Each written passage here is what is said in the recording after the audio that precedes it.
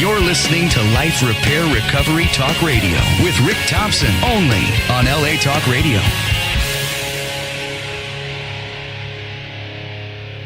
Hello, welcome to Life Repair Recovery Talk Radio. I am your host, Rick Thompson.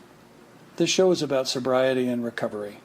Each week, we discuss a different topic relating to addiction with the aim that you can gain some insight, guidance, and hope from our discussions. We focus the show in 3 different segments. 1, the viewpoint of the families dealing with the family members suffering from alcoholism and addiction so they may assist them in obtaining treatment. 2, the psychological trauma and emotional damage alcoholics and addicts and their families experience. 3, the role of the insurance companies and associate providers and their part in the recovery process. Hello, this is Rick Thompson. Welcome to the broadcast. Today is November the 13th. Trump won. That's all I'm going to say about that. Tonight we have a very special guest in the studio who's a personal friend of mine, Scott Schaefer. Hello, Scott. Hey, Rick. Nice to see you. How you doing, buddy? Good. Welcome to the show. I want to start out with this first question. Scott, can you please share with our audience your story and how you arrived at the place where you wanted to change your life and get sober, and what were the specific pivotal points and or determining factors that actually led you into the path of recovery? Well, that's a difficult question. I'm Scott. I'm an alcoholic. And I've been sober since June 23rd, 2005. But on June 23rd, 2005, I didn't have a desire to stop drinking. I just wanted my life to change.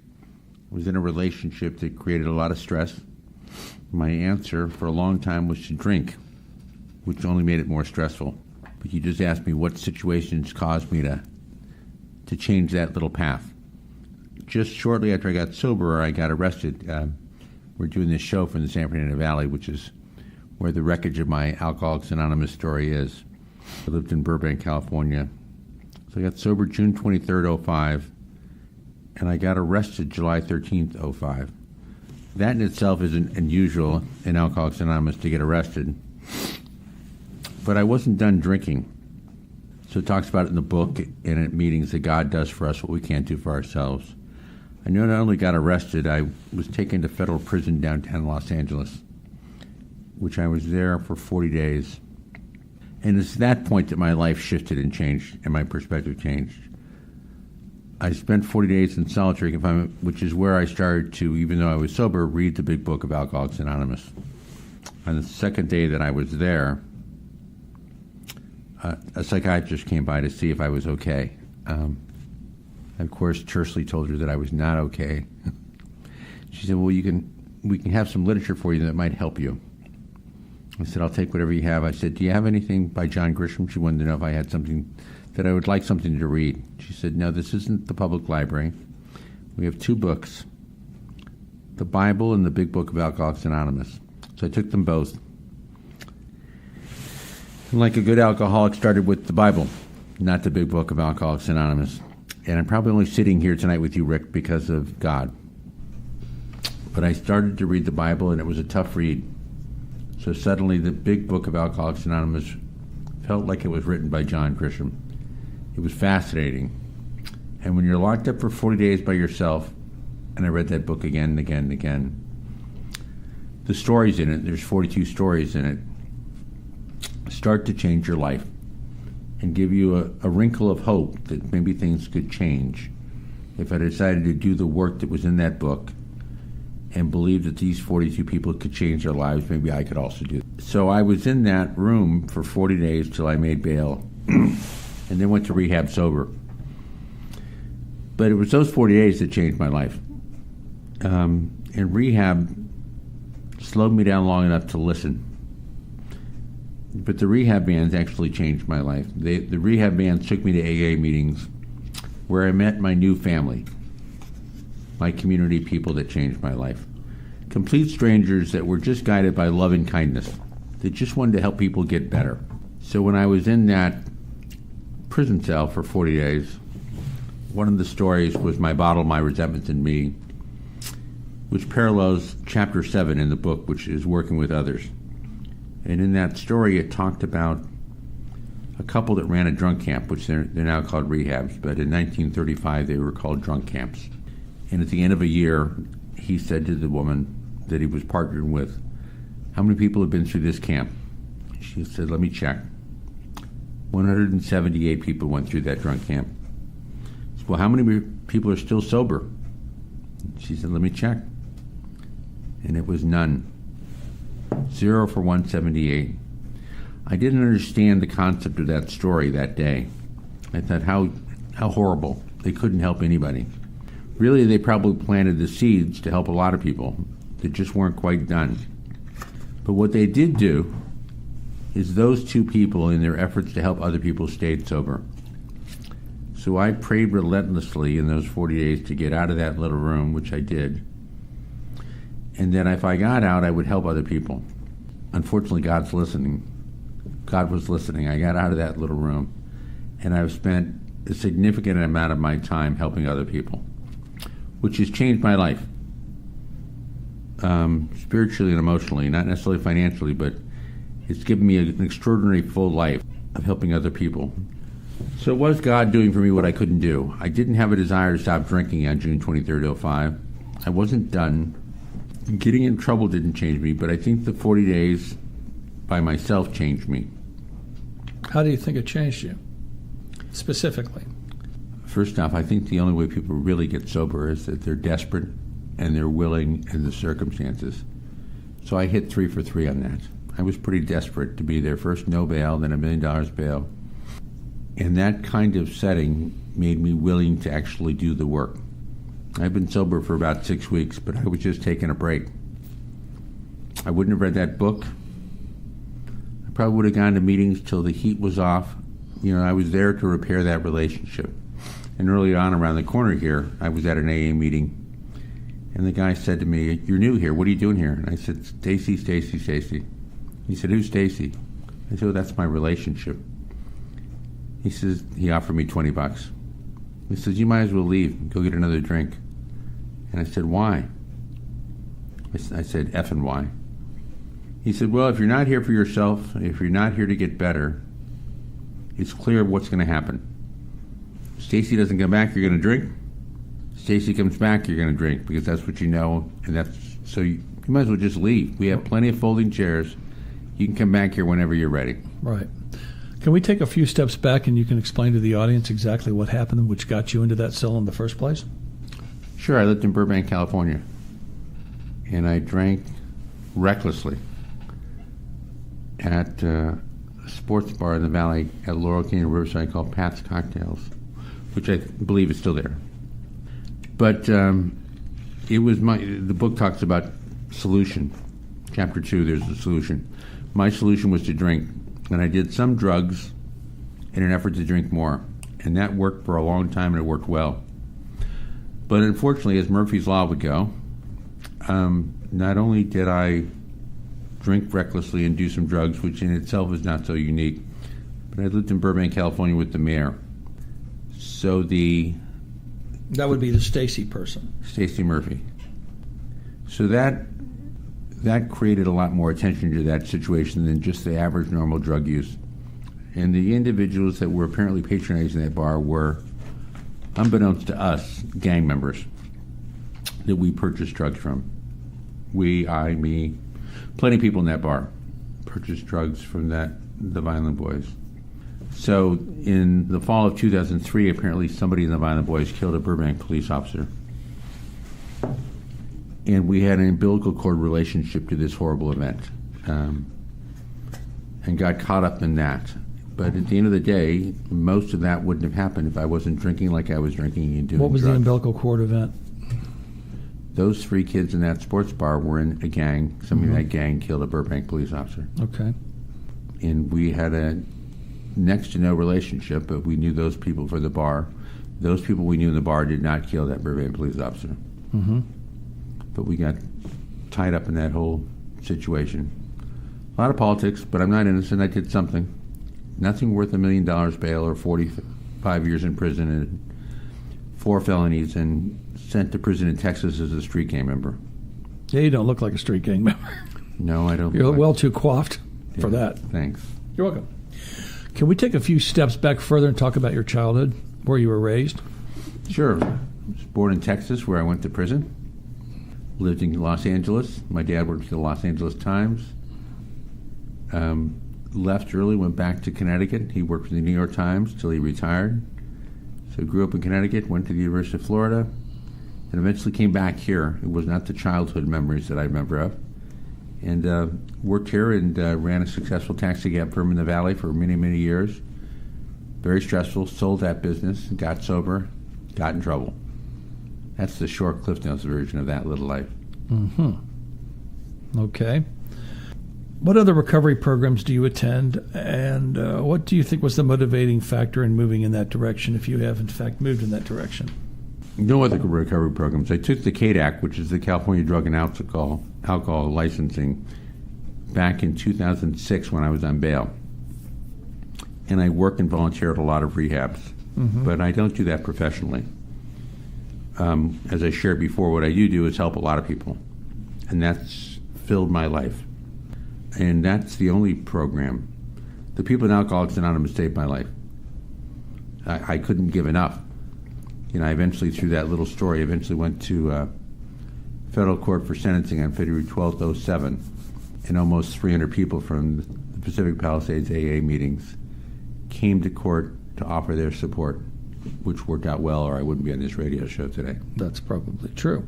Yeah. So, and what was the end game of the sentencing and the time served and all of that? How'd that all end up working out for you? I was charged with 4 felonies for 45 years in prison. They dismissed 3 felonies. I pled to 1 felony for 5 to 10 years in prison. It was called an M&M, mandatory minimum. And the judge actually was able to deviate from that and give me less time for 13 months in a federal prison in Texarkana, Texas. So why did he do that? Why would he single you out? He didn't single me out. He one of the things that was offered in trying to resolve the matter was a cooperation agreement, which I signed, which I didn't understand what that meant. And what that meant, I would cooperate in the prosecution of other people, which I didn't really know anything. That offer was extended. I signed that document, which allowed the judge to deviate from the normal sentencing guidelines. So I received 13 months on what started out as 45 years in prison. But that in itself did cost me a lot of problems. Since I went to prison, if you're there for less time than the statute would have given you, you're probably a snitch or a child molester. So since I wasn't a child molester, I must be a snitch. So I was in a lot of fights in prison. So that's not a very glowing endorsement? No, it was kind of difficult. In reference to the steps, at what point did you begin to work them, and how long did it take you to finish them? And with that in mind, can you explain how your 12-step program has helped you with your recovery? Sure. In Dr. Bob's story, it talks about how you can't do this alone. So Alcoholics Anonymous supported me emotionally when I couldn't do it by myself. Steps took me a long time to do, 18 months.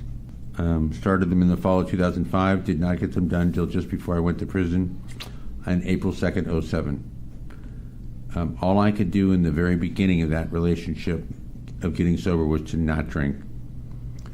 The sheer overwhelming nature of the problem was all-consuming. So I didn't find peace of mind with the steps for a long time.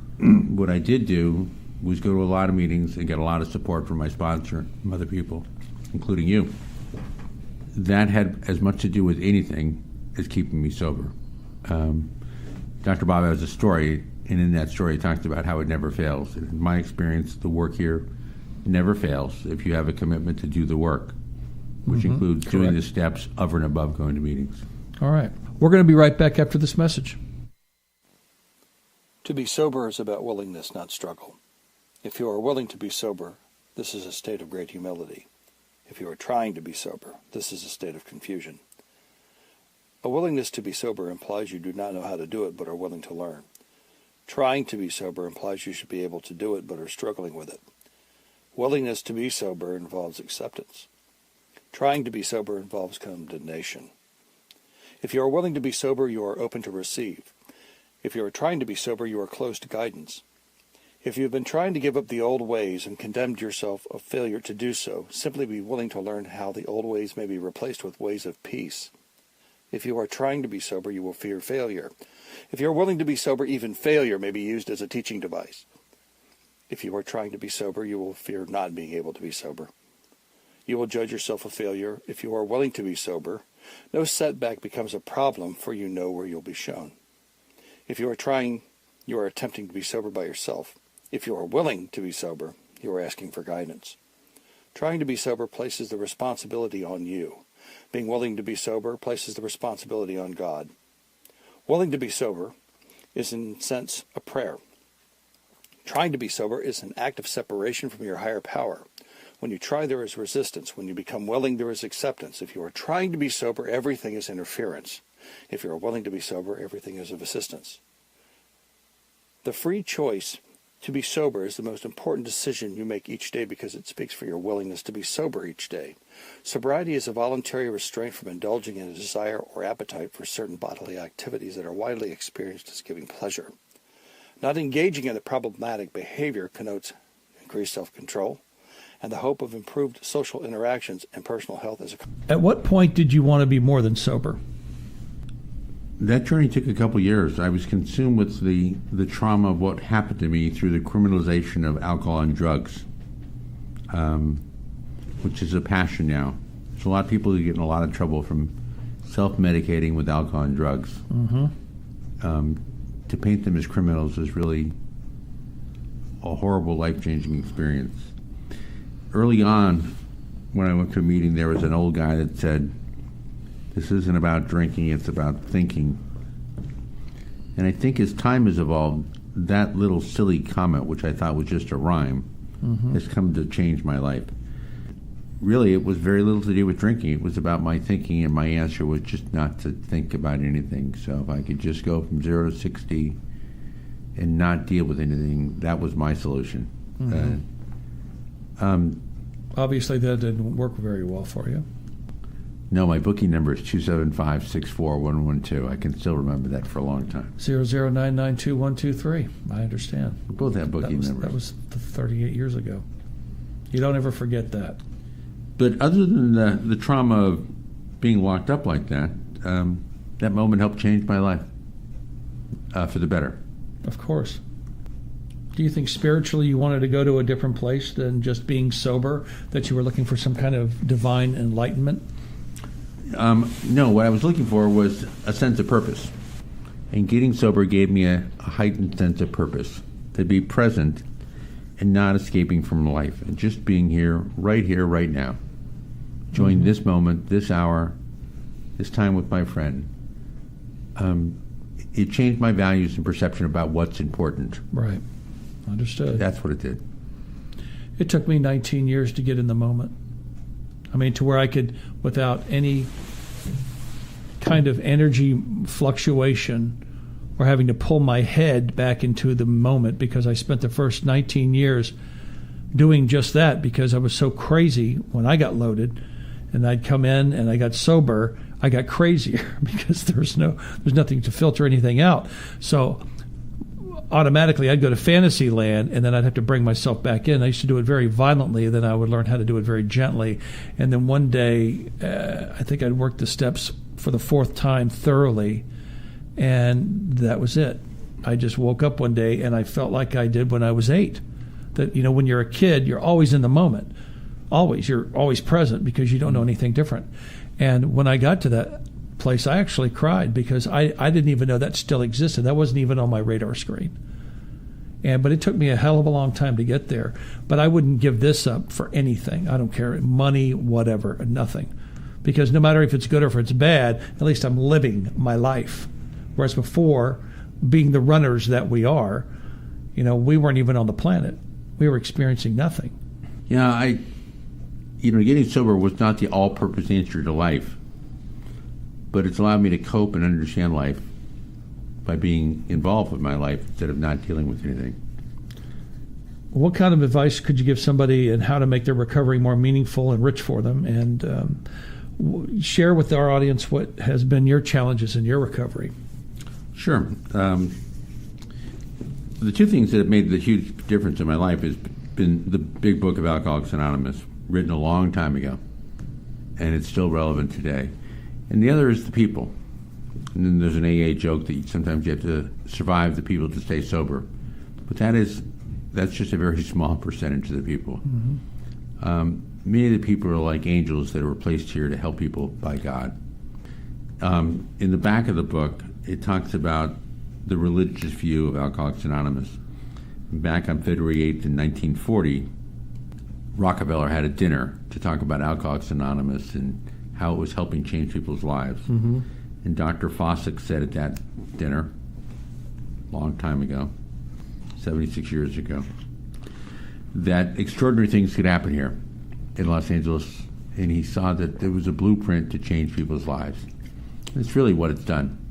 It's dealt with the issues that caused a lot of emotional pain with people that self-medicated their lives and caused them stress. So if anybody was new and listening to the program tonight, I didn't have a desire to stop drinking. I didn't even see the cause and effect to stop drinking and how my life could change. And I've seen people get through extraordinary, impossible situations and have large, full, complete lives, and they're happy. Yeah. I've seen that too. Yeah. What's been your true challenges in your recovery? Let's say as of late. Well, the honest answer would be the trauma from that criminalization issue. Okay. Voters here in California years back passed Proposition 36, which if you had an alcohol and drug problem, you would go to rehab for 18 months, kind of like traffic school for alcoholics and drug addicts. They would expunge your felony, which now cocaine isn't even a felony after 2 elections ago, in certain amounts. They would expunge your felony so that it wouldn't make it difficult to find meaningful employment, adopt children, do things that people should be able to do. In my experience, that is not what's happened since Prop 36, that law enforcement has charged people recklessly, overcharged them with offenses that make it difficult to find meaningful employment. So Alcoholics Anonymous helps you rebuild your life, but it doesn't change that indelible mark that was from your mistakes that was placed there. You know, that arrest was on July 13th, 2005, but that still sticks with me like paint. Sure it does. It doesn't matter how much I've changed, and that issue was clearly disproportionate to what I did do. What I now realize is that law enforcement, to some degree, which is important and necessary, is a business, and the whole legal system is a business. Yes, and it is. It saddens me. Well, it breaks a lot of people's lives because even for guys like you and I, that have gone down those dark hallways, and we've been blessed enough to get sober and change our lives and become different men. There's no quarter. There's none. I mean, it's ridiculous. I mean, if someone changes their life and they've turned out to be a good person, that's what rehabilitation is supposedly all about. But it's a two-edged sword. And I can't even, go down that path. I mean, something I did when I was 18 years old is going to hover above me the rest of my life. When I was a kid, I had literally just turned 18 years old. So I was a child, a man-child. I had no comprehension of what he was getting involved in. And, what are you going to do? It's in order to even have the possibility of that situation being turned around, you're talking $30,000, $40,000 to lawyers. It's ridiculous. It's utterly ridiculous. It's morally wrong. Yes, it is. Yeah. It is. It is morally wrong. Do you believe that 12-step programs can be used like alcohol or drugs to filter out emotional pain and dealing with circumstances in life? In other words, do you feel like some people are hiding in the rooms? They hide out in 12-step recovery programs so nobody will find them out? Well, those are two different questions. One, do I believe they can be used? Absolutely. I've just used one about the pain of a difficult breakup in a relationship. I'm powerless over alcohol, and I'm powerless over that relationship. Mm-hmm. So they are the blueprint for how you can change and view your own life and try and fix other issues. Secondly, I was very guilty of hiding in the rooms. There's a lot of cross-addiction in those rooms, whether you get sober and then you have a sex addiction. You get sober, you have a gambling addiction, shopping addiction. Eating. Eating. But shopping is bad news. Yeah. But it's no different. You know, there are a lot of people that talk about their first addiction was escapism. Right. And it's easy to escape into the trauma of other people's problems and not have to fix your own, and to hide out in those rooms. The people in those rooms, which the book also talks about, chapter 9, which is your family afterwards, have become my family. I spent a lot of time in those rooms. But I was really guilty of hiding and not moving on. You know, moving on is a scary thing, tough thing. So a lot of people hide in the rooms. How's your relationship with your family these days? It's extraordinary. I'm the oldest of 5. I get along with all 5. I just took my mom to Chicago for a football game. We didn't win the football game, but I had a great time with her. Did you make any money? No, I didn't make any money. Good. My gambling addiction seems to be dissipating through time. That's good. There's nothing wrong with that. So what do you see, I guess, the most challenging thing in dealing with newcomers? The new set of kids that are coming in, the millennials. Sure, it's easy. They need to be willing. Many of them are not willing. Many of them, in our efforts to change the way our families raised us, parents are now so significantly overcompensating them, making them so entitled that their time in rehab doesn't have a lot of impact because there's no consequences. That's true. You and I both have experiences of 2 sets of individuals that, fall right in that category. It is pretty amazing. It's hard to reach these people when then you bring into the enablers. The parents are always the enablers, and what they don't realize is they're going to enable these kids into their graves. And you can't tell them because they look at you cross-eyed because, one, they don't want to deal with the fact of what they're doing, and they're scared to death they're going to lose the kids anyway if they let go of them. And it's really a sad state of affairs. I mean, I see a lot of these new kids coming in out of the vans, out of these treatment centers. And I look at these kids and go, Mother of God, man, these kids have zero chance. Well, they have zero chance if they don't want to be here. Right. Yeah. If they're just going to rehab to appease their parents or because of the court, it dovetails to the story the guy said, "Why are you here? Stacy. Then right. Go finish what you're doing and come back. Yeah, right. Don't waste our time. You have to be willing. You have to want to change your life. Quite often the catalyst for that, unfortunately, is some catastrophic event. Right. Sure. Which might be the event that saves your life. I mean, I go to a lot of funerals. Yeah. Not just because I'm 63. Right. Because I'm so immersed in a community that is ravaged with pain. Yep. A lot of people are dying. Yeah, the suicide rate is definitely it's unbelievable. You see a fella, you have a conversation with him, seems to be okay. 2 days later, you find out he calls his sponsor and blows his brains out on the phone. Leaves a young daughter. He destroyed marriage. Woman's already married somebody else, and so the guy's sitting there doing the victim scenario, and you can victim yourself right into a casket. We've both seen it. I've been to probably, in 23 and a half years, about 75 funerals, right around 75. First week I was sober. My sponsor says, we're going to a funeral. So why? He says, well, this man, he was 67 years old, nice man, couldn't stay sober. Walks in, gets the 45, goes, sits on the toilet, blows his brains out. His wife finds him. This is a successful lawyer. Rich, has nothing. He's empty. That struck home with me because, I sat there and I thought, this guy has everything I thought I wanted, which would fix me, which is total crap.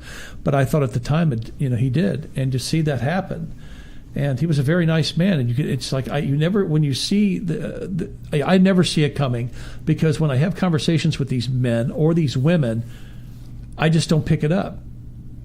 And as I've stayed sober longer, I still can't pick it up. I still, you'd think you'd instinctively be able to see that one little glint in their eye or that one movement of their body that would give you an indication that they're in bad shape. But I found out that if someone is sincere about turning themselves off, the last thing they're going to do is tell you. And they're going to put up the best front they possibly can and be as affable and as charming as possible, and then go home and the lights are off.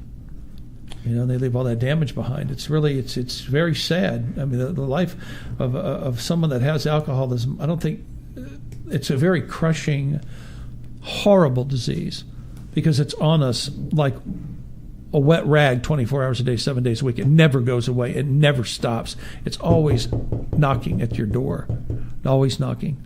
And if you don't work these steps in this 12-step program, you will either go insane or take yourself out. And the general public just doesn't get it. It's really, and we've seen it, and it is sad. How many funerals have you been to this year in 2016? Probably 20. So when you said 75, I thought you need to go to more meetings.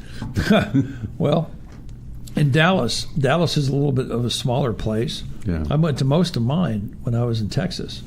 I think I've been to 20 since I've been here in the 14 years I've lived in Los Angeles.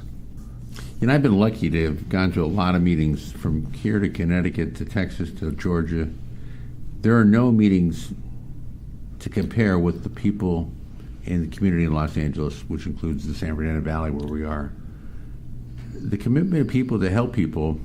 You just talked about suicide and trauma and people believing that that's the answer. The answer to me was the people here in the book and finding a different path, a spiritual path to maintain your life. You know, one of those other bumper slogan stickers is, we don't drink no matter what.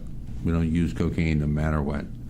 In step 12, it talks about practice these principles in all your affairs, which is really just do the right thing. Right. If you do all that work, those things aren't an option.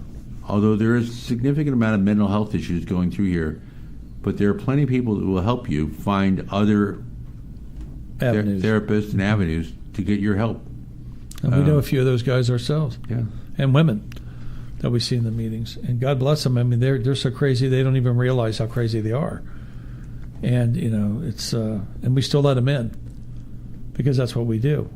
In your opinion, Scott, what is the potential emotional and psychological damage from not working the steps thoroughly? You're angry. You're unhappy. Your issues are unresolved. You're just doing the breaststroke through life. You're not living life. Right. You know, doing the steps takes some work, and it's uncomfortable. It's uncomfortable cleaning up your side of the street as to what you did or didn't do with your life. But if you want to enjoy this moment and every other moment that follows after this and live your life to the fullest and be happy, you need to do those steps. They're difficult, and you have to find the right person to share that experience with. But there are plenty of those people here. Mm-hmm. Can you share with the audience your thoughts on the long-term damage of people who stay in the alcohol drug usage zone and the negative physical and psychological long-term effects? Sure. It takes what it takes for everyone to get here. I think it's kind of a lucky intervention by God that we're here. No accidents. You know, I thought I had a big Alcoholics Anonymous story, and not really. I go to lots of meetings. Horrible things happen to people all the time. It brings you to your knees where you want change. You can continue to drink. You know, a guy when I first got sober said, you know, I was thinking about going to drink tonight, but nothing would get better if I decided to drink. And I thought that didn't make any sense to me. Now it's the mandate that nothing would be better if I drank. Stuff still happens. People get divorced, they get married, you lose a job, you get a job. Accidents happen, the stock market, people get elected, they don't get elected. There are no reasons to not deal with life. And all alcohol and drugs did was put life off. You know, we thought we were enjoying ourselves. I couldn't be happier. Really, the language of Alcoholics Anonymous is laughter. People laughing about the choices we've made through horrible traumas. Most people, when they get to Alcoholics Anonymous, never think they'll laugh again. It's critical to people actually enjoying life. Yes, it is, because what's the point of being here if you're not? Yeah. That's what you're supposed to get sober for. But in order to get to that point, you've got to work your butt off. You've got to do some work. You've got to get a shovel out. You've got to start digging in some muck that hasn't been touched. And it's deep, and it's pretty vast, and it smells, and it's horrible. And sometimes, you know, the pain is overwhelming. But and as we both know, if you walk through that pain and you just don't stop, and if you're fortunate enough to have a competent sponsor versus a smart sponsor, you're probably going to live through it. But if you don't, you're in trouble. You need to fire whoever it is and go find somebody that's going to be on your ass, because they're not your friend, they're not your buddy. You don't go out with them to have coffee or pie. They're there to help you save your life and change. And it took me years to figure that out. Because you know one of the sponsors I've had, and we were like brothers, and we still are. And I sat there one day. I said, "This relationship is holding me back because it's not the relationship I need. I've got to have somebody that's in my face, that's telling me, look, if you do this, this is going to happen. It's going to be bad news. If you don't do these 4 or 5 things immediately, you're probably going to go out and get loaded and blow your brains out." I needed to hear that because no matter how much time you have, that doesn't mean anything around here. It really doesn't. It all depends on the structure of your program, how much work you're actually doing on a daily basis to keep yourself in check. And if you're not doing that, you're screwed. And that's the one thing I learned this year from the guy that I was working with. He had me writing out what's called a 10th step. Every time I got pissed off at somebody, he made me write it out. I could not believe the layers of anger that I had inside of me from all of the things I just, let it go, or, that's okay, and just thinking that is permissible behavior for someone to say or do that to me. It's not. Because the only one that's getting their ass kicked in that fight is me, and I'm the one that's doing all the swinging. What do you think about these kids coming in with the prescription pain meds and the heroin? I don't think much about it at all because I have no perspective on that. I was like Forrest Gump gets in trouble. Right. When I got to rehab sober, they said, "What are you here for?" I said, "Alcohol and cocaine." Kid said, I said, "What are you here for?" He said, "Oxycontin." I said, "What is that, acne medicine?" He said, "No, painkillers." Acne medicine. No. I think all of that is horrible. The upside of that is that may get them sober faster if it doesn't kill them. Somebody said in a meeting last week, I like alcohol and drugs. Drugs just got me there faster. Yeah. Yeah, cocaine will get you there quick. They got me there quick. Heroin and painkillers will bring them to their knees a little bit faster, but it may also kill them. Yeah. As alcohol will, but in a much slower path. What's your take on the medical marijuana ballot that just passed? Yeah, I don't think it should have passed. No, neither do I. I still think it's the gateway into other drugs. It is. Yeah. 100%. I mean, I started smoking dope in 1972, and it led to every nightmare that ever happened in my life. Yeah. Hands down. It's just another way not to be present. Yes, indeed. Masked by, that it's going to cure pain and help people with debilitating diseases. It's just switching one problem for another problem. Which we see a lot. Yeah, it's... I've been noticing a lot of people, without naming anybody's name, as I've been speaking at different meetings, of how many people that I haven't seen for like 3 or 4 years, and I look at them, and they're in the room, they're not drinking, and they're at the exact same place they were the day I met them. I mean, it's shocking to me. This one individual walked up to me as this woman, and I hadn't seen her 8 years. And she goes, "I met you when I first got sober." And she had the exact same look in her eyes, the exact same speech pattern, the exact same, a bird would fly by and she would just be looking at the bird because she's not working her program and she's just staying there on sheer will. And that doesn't work. Not at all. What is the most positive thing that's happened to you this year? Being able to get back to my sponsor who saved my life. Lives here in Woodland Hills, has throat cancer. This is a person that put his own life aside to help me in the summer of 2005 and 2006, 2007. I didn't know a single person in Alcoholics Anonymous. Met him on October 30th, 2005. And when I eventually went to court on February 12th, 2007, almost 300 people came to that federal courthouse to support me. Many, many of them were supporting him. I didn't know all those people.